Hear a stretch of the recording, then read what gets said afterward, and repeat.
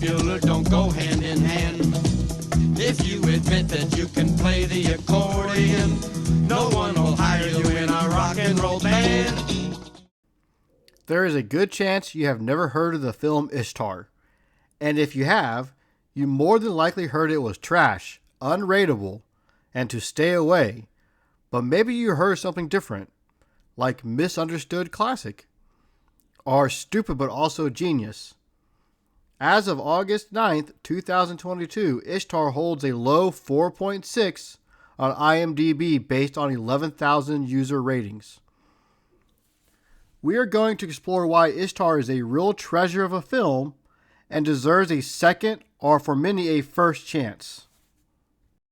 Ishtar is written and directed by Elaine May, who was behind acclaimed films such as Mikey and Nicky, the 1972 The Heartbreak Kid, and wrote the screenplay for The Birdcage. The film tells the story of two terrible lounge singers played by Warren Beatty and Dustin Hoffman, who book a gig in Morocco but become pawns in an international power play between the CIA, the Emir of Ishtar, and rebels seeking to overthrow the regime. The two leads are backed by their talented co-stars Isabelle Adjani and Charles Grodin.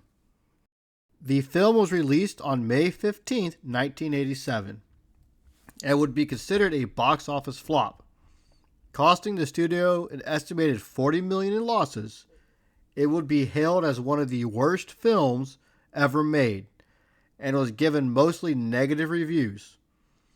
It would even be pictured as a joke in Gary Larson's Far Side comic. But Larson would later write an apology, saying, "When I drew the cartoon, I had not actually seen Ishtar.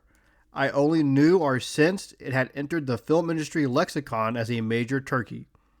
Years later, I saw it on an airplane, and I was stunned at what was happening to me. I was being entertained. Sure, maybe it's not the greatest film ever made, but my cartoon was way off the mark. There are so many cartoons for which I should probably write an apology, but this is the only one that compels me to do so." Larson would not be the only one showing love for this often hated film.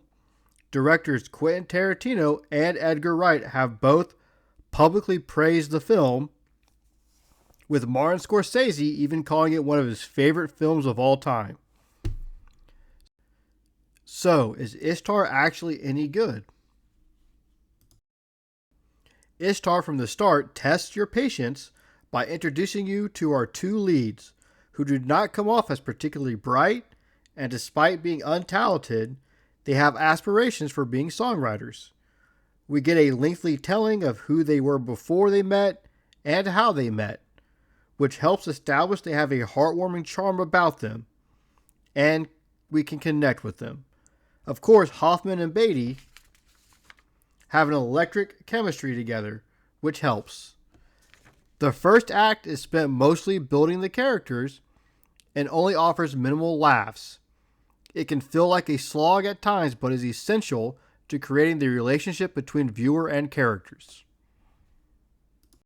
But once our characters arrive in Ishtar, the film starts its long, satirical joke.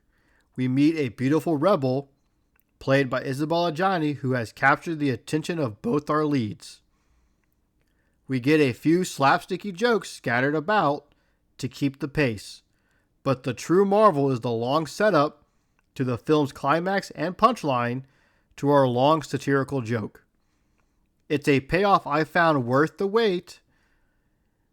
There is a loving quality to the characters and their situation that you cannot help but enjoy becoming a part of. Ishtar is not a misunderstood masterpiece, but it is a film much better than it was received. It deserves to be seen. You may find yourself enjoying this much hated film. I personally love it and give it a 7 out of 10.